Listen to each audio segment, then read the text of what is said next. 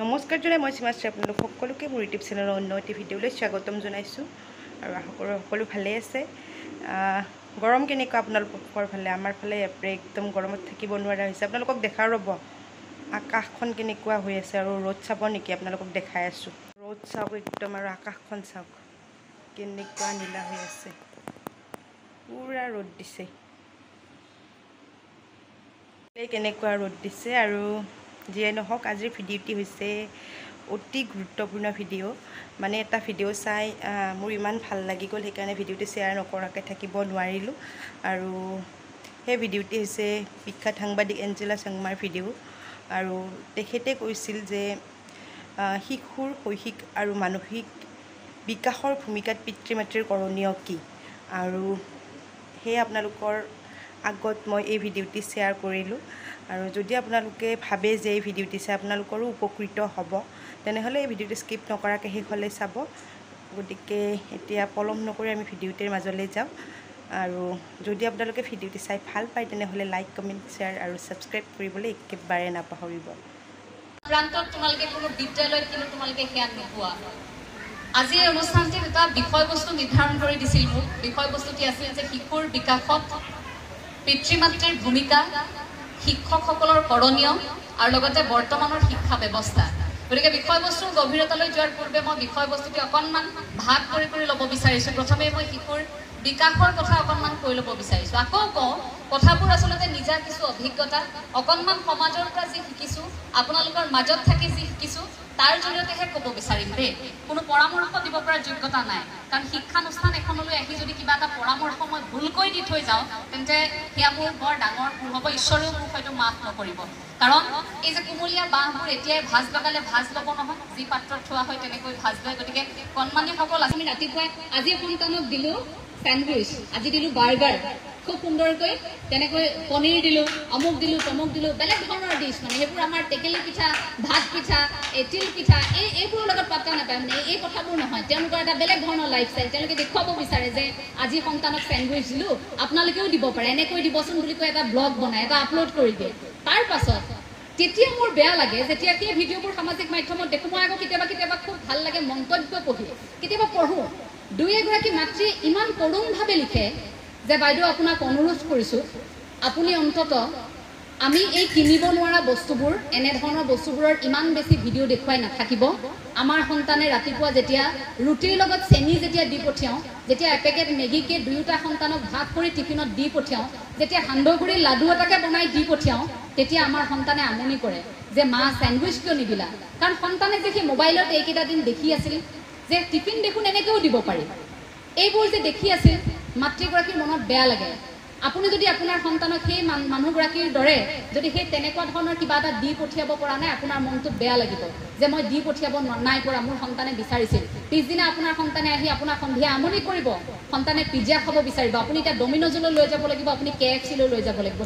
ঘৰত ৰন্ধা বস্তু সন্তানে খাব নিবিচাৰিব। কাৰণ সেই যে পৰিৱেশ পৰিস্থিতি, সেই যে দেখি আছে, এই যে শ্ব' অফ কৰি থকা, এই যে আনক দেখুওৱা আমাৰ এটা প্ৰৱণতা আছে। আমি কি পিন্ধিছোঁ, কি খাইছোঁ, হাতৰ আঙুঠিটো কিমান দামী পিন্ধিছোঁ, কাপোৰযোৰ কিমান দামী পিন্ধিছোঁ, এই যে কথাবোৰত আমি মূৰ ঘমাই এই বস্তুবিলাকত যে আমি বস্তুবাদী ধাৰণাটোত যে আমি গুচি গ'লোঁ, সন্তান লাহে লাহে আমাৰ পিছে পিছে সেই দিশত গুচি গ'ল। বেয়া লাগে সেই কথাবোৰত। আপুনি মন কৰিব, আজিৰ পৰা বহু বছৰৰ আগত অসমৰ প্ৰেক্ষাপট এনেকুৱা আছিল, অসমীয়া সমাজ বুলি কোৱাৰ লগে লগে, অসমীয়া নাৰী বুলি কোৱাৰ লগে লগে এটা বেলেগ ধৰণৰ পৰিৱেশ। নামঘৰলৈ যায় মহিলাসকল, খুব সুন্দৰকৈ ৰিহা লৈ, গাত চেলেং লৈ, দেখিব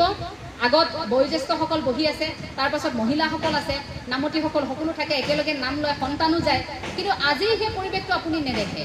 আজি সেই পৰিৱেশটো লাহে লাহে কমি আহিছে। তাৰ সলনি আপুনি বেলেগ এটা পৰিৱেশে দেখিব। আপুনি হাতত মোবাইলটো লওক, আপুনি ধাৰাবাহিকভাৱে 100ৰ পৰা 150টা ৰিলছ আপুনি একেলগে খুলি চাব পাৰিব। দেহৰ এটা অংশ উলিয়াই সেইসকল মহিলাই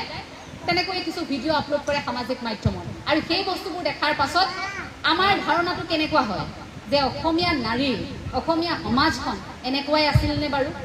আমিতো এই পৰিৱেশটো বিচৰা নাছিলোঁ আমি যদি এতিয়া বেছি আধ্যাত্মিকতাৰ কথা কওঁ আমি যদি পিতৃ মাতৃৰ কৰণীয় এই ভাল লগা পৰিৱেশবোৰৰ কথা যদি কওঁ আমাক আকৌ সমালোচনা কৰিব যে আপুনিওতো এদিন মাতৃ হ'ব চাম আপোনাৰ সন্তানক আপুনি কেনেকৈ ডাঙৰ কৰে কথা আচলতে সেইটো নহয় আমি যিটো পৰিৱেশ পাইছোঁ মই গাঁৱৰ ছোৱালী গাঁৱত দেখিছোঁ মাহঁতক মোৰ মায়ে কেতিয়াও ৰাতিপুৱাৰ পৰা গধূলিলৈকে ৰিলছ বনাই থকা মই দেখা নাই কিন্তু আজিকালি বহু সন্তানে নিজৰ মাকক তেনেকৈ দেখি আছে মাকক তেনেকৈ তেওঁতো কাৰোবাৰ মাতৃ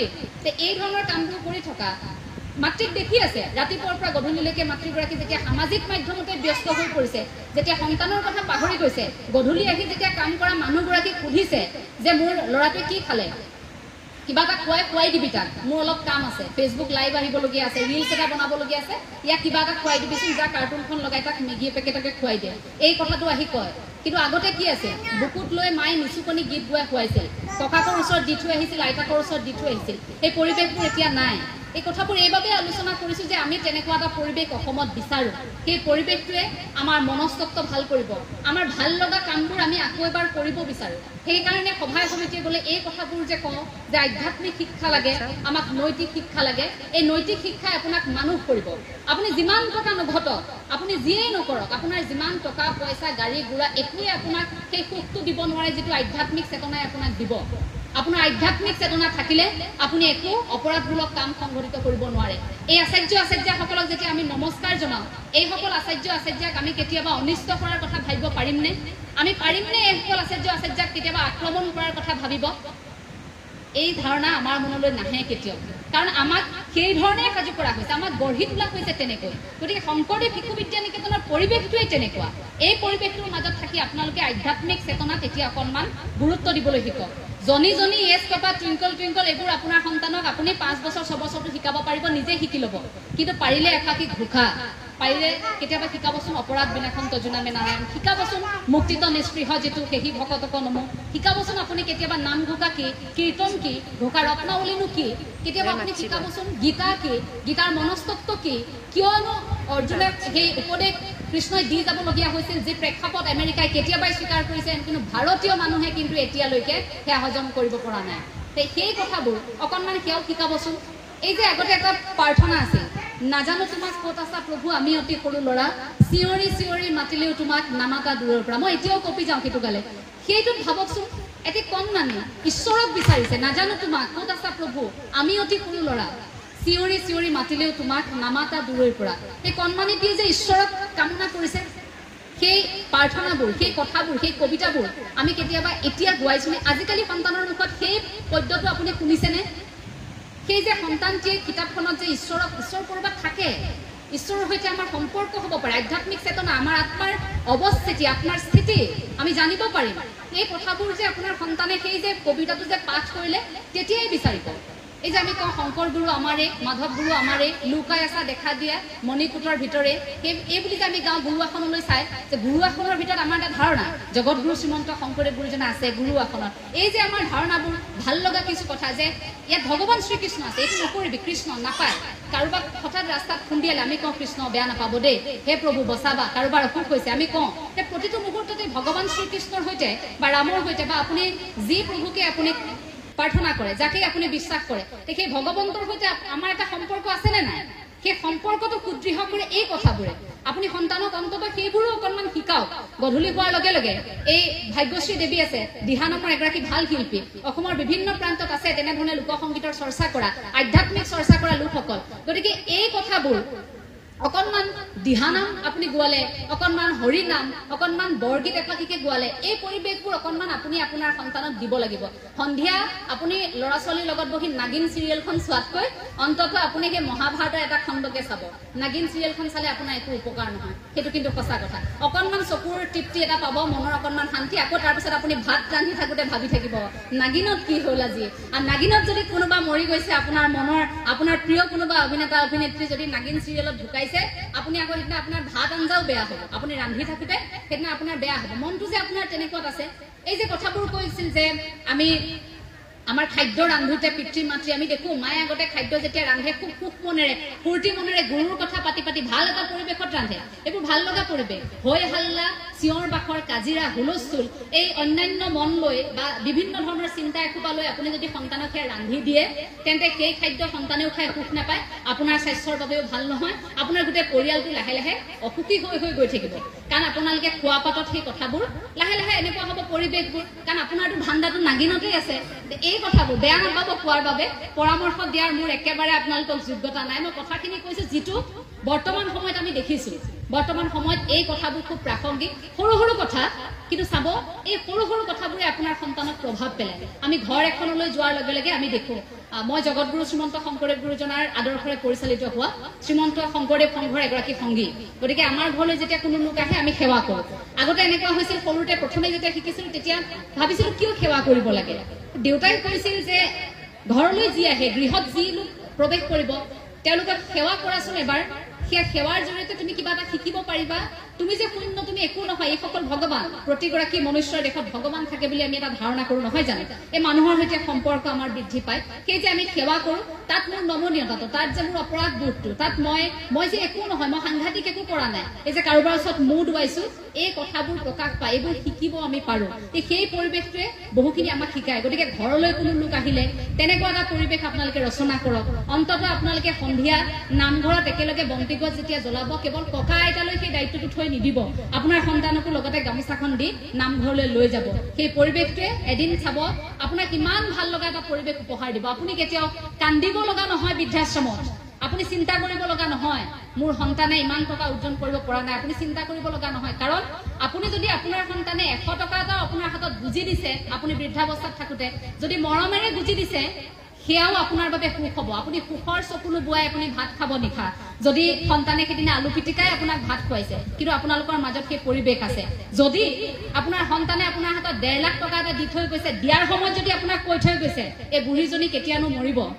সেই 1.5 লাখ টকাটোৱে আপুনি একো কৰিব নোৱাৰে টকা এটা দি থৈ গ'ল আপোনাৰ হাতত আপুনি একো কৰিব নোৱাৰে টকা পইচা ধন সম্পত্তি আমাৰ বিভিন্ন ধৰণৰ আচবাব এই গোটেই দুনিয়াখন এই গোটেই পৃথিৱীখন এই বস্তুবাদী সমাজখনে আমাক বহু বেছি দিন বৰ বেছি মানুহ কৰি ধৰি ৰাখিব নোৱাৰে এই ভিতৰত থকা আত্মাটোক আপোনালোকে চিনি পাওক শেষত কম কথাবোৰ বহুত বেছি দীঘলীয়া নকৰো সময় অকণমান দীঘলীয়া হ'ব কাৰণ মই যিহেতু আকৌ উভতি যাব লাগিব